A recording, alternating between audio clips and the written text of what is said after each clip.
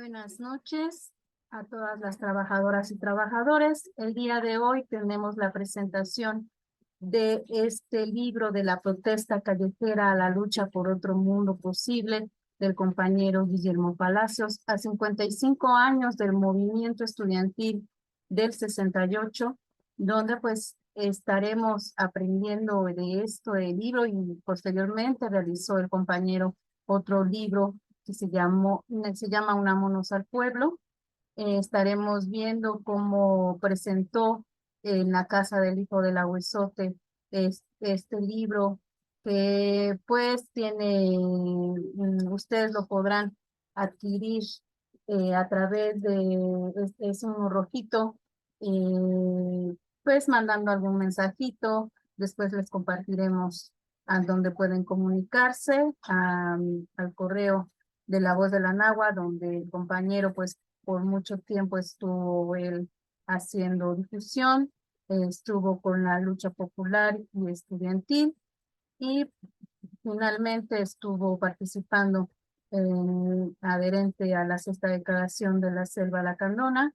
Vamos a escuchar una parte de su participación en esta primer presentación que dio el compañero y posteriormente escucharemos comentarios del compañero Fernando perteneciente a Citaunán.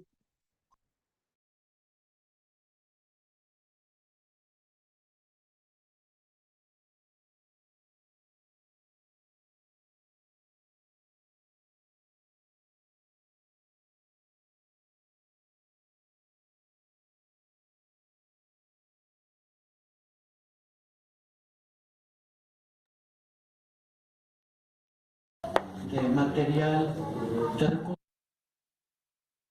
económicos al Consejo.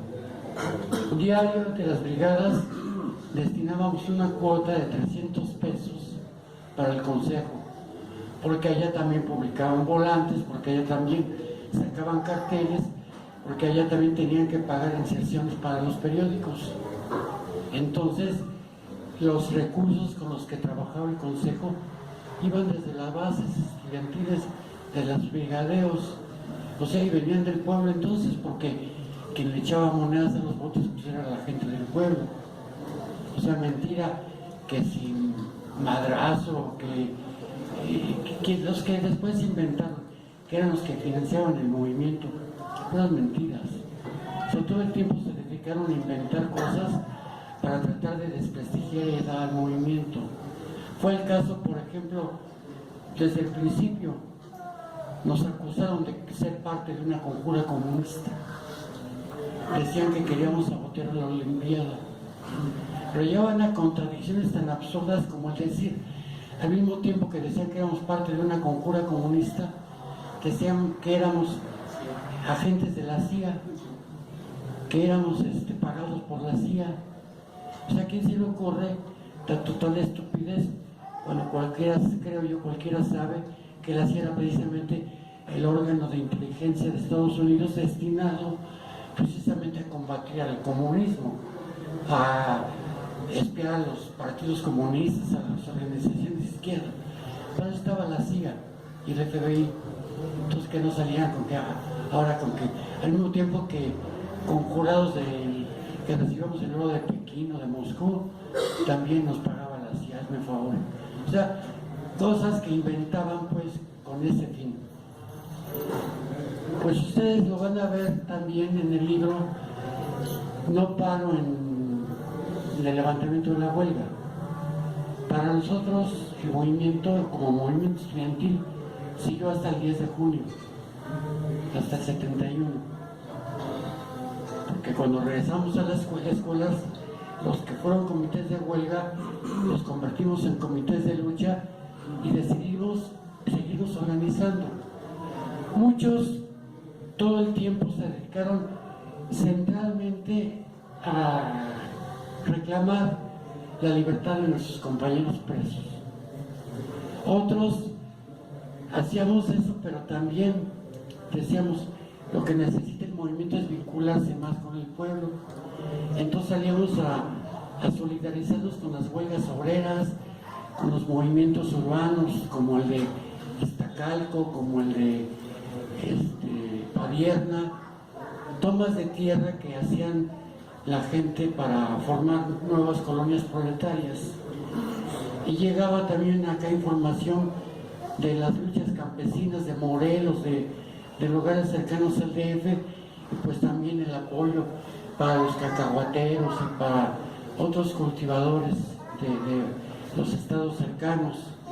Acá llegó también la noticia de la toma de los terrenos de Temisco, en donde después se fundó la colonia Rubén Jaramillo, y pues también hacia allá se volcaba el movimiento.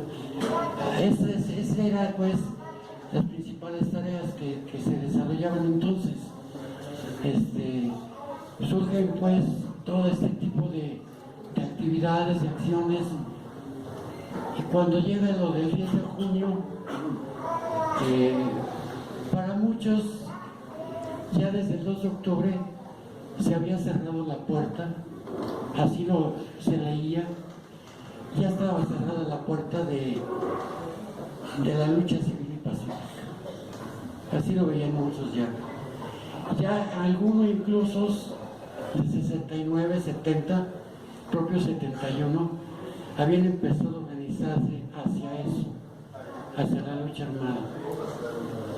En 71 eso todavía más creció. Debe saberse, porque eso es algo que siempre se ha negado. O sea, siempre se sostuvo, nuestro movimiento siempre fue pacífico. Pues sí, porque nosotros nunca tuvimos el potencial de fuego del Estado, pero no estábamos mancos. O sea, desde los enfrentamientos para defender las escuelas, usamos todo lo que pudimos, desde las piedras y las molotovs, que era lo más esencial, lo más elemental, hasta cosas que inventábamos. Por ejemplo, ustedes recordarán cuando el movimiento de la APO se hizo muy célebre, lo de las bazucas, que no son más que pedazos de tubo de PVC, en donde metes un cuetón de esos que tienes en las fuerzas y los disparas contra los granaderos. Bueno, esos se empezaron a usar el 23 de septiembre para la defensa del casco de Santo Tomás. Yo nunca los había visto antes, no sé si ya existían. En fin, muchas cosas que inventábamos, ¿no? Inventamos a regar aceite quemado en el pavimento.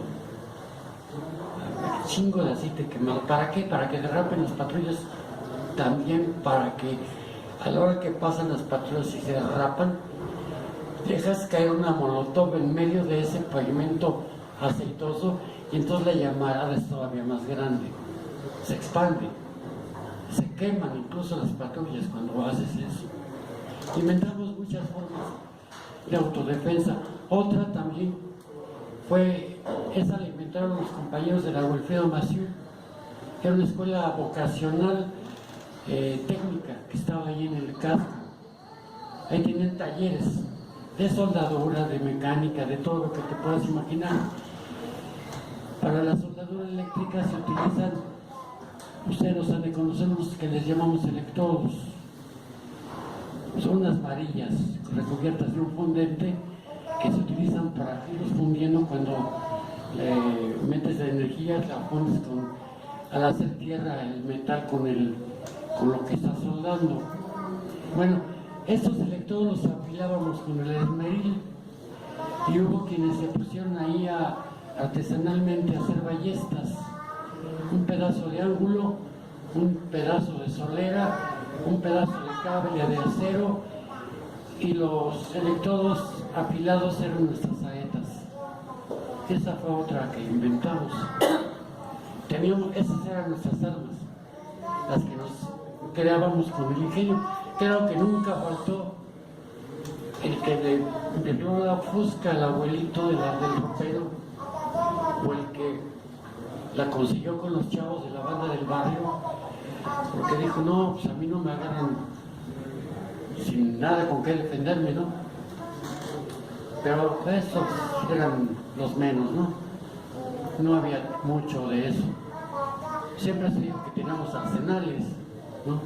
en Tlatelolco, después de la masacre, presentaron ahí a la prensa hileras y tremendas de fusiles de alto poder. Puta, si los hubiéramos tenido, pues no hubiera pasado lo que pasó. Otra había sido esta página de la historia, pero no. El 10 de junio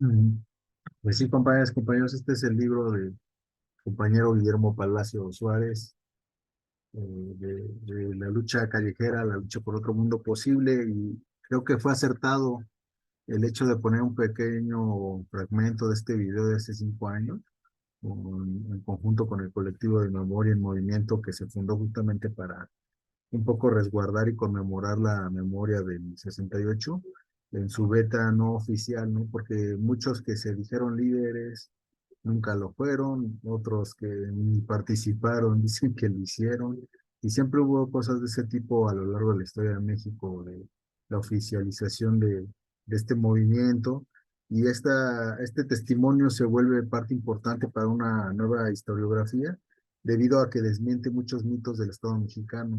Uno de los más grandes es que 2 de octubre equivale al 68, ¿no? Y más bien esto es una treta del Estado mexicano para borrar las demandas, el ideal, el que fue una revolución contracultural y que se manifestó políticamente, que fue una insurrección de masas en donde después desbordó, ¿no? Empieza en el Politécnico, porque hay quienes tienen el imaginario de que todo empieza en la UNAM, no es así tampoco, también empieza en la calle, no empiezan las universidades como tal, empieza por las contradicciones propias de un tiempo y de la represión política que se vivía.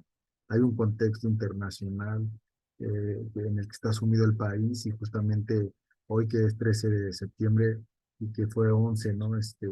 Hace 2 días, pues recordamos el golpe militar en Chile, que es parte efectivamente de las mismas políticas y estrategias transnacionales de los estados que colaboran conjuntamente para reprimir las insurrecciones populares. Entonces, esta historiografía de la que nos habla con este testimonio nuevo, es que también se le pone que fue un movimiento democrático, y que como movimiento democrático nunca recurrió a métodos de lucha, digamos, violentos, ¿no? Habría que recordar la frase de José Revueltas de que la violencia en el pueblo es, digamos, algo efímero, que es una cuestión a la que se le orilla al pueblo, porque violento es el Estado y sus medios de represión, y solamente el pueblo lo que hace es defenderse, ¿no? Ante esta violencia, y pues evidentemente estas formas de defenderse muy artesanales que nos está describiendo, ¿no? También nos habla de cómo es la realidad de esta historia de la lucha de clases, ¿no? O sea, para poder avanzar en el movimiento democrático se recurrió a la autodefensa, a la manera en que se hace en los movimientos más importantes del mundo actualmente, y que también requieren un cambio de fondo, ¿no? Fue un tiempo en el que el PRI en el sector estudiantil gobernaba en las escuelas, en la que se les tuvo que correr por la fuerza. Fue un tiempo de mucha represión política, desapariciones forzadas, y que después es como la apertura o la transición hacia la guerra sucia, y justamente son los tiempos en donde transcurre la experiencia de la Revolución Cubana, y cambia el paradigma de la guerra, ¿no? Ahora el enemigo es el enemigo interno y no tanto el externo, el que venga del comunismo ruso y demás, aunque ese fue el discurso justificador del Estado mexicano, y el temor de que hubiera una especie de comunismo auténtico, autóctono, o hecho o gestado desde las luchas propias de cada una de las partes del mundo, ¿no? En fin, la recomendación es revisar este libro, leerlo, eh, valorarlo, justamente porque viene de alguien que fue activo en las brigadas infantiles del Politécnico y que después se sumó a estas luchas del pueblo, ¿no? De momento sería todo. Nuestro agradecimiento a Citaunam Cultura por este evento conmemorativo, y seguimos pendientes. Muchas gracias, compañeros.